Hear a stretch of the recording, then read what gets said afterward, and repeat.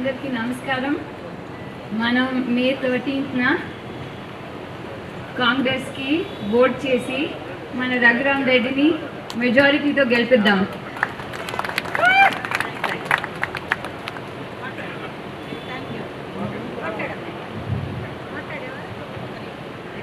అందరికీ నమస్కారం.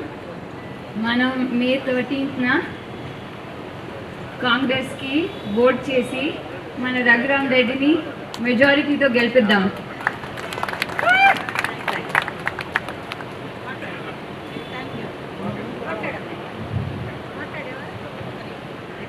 అందరికీ నమస్కారం.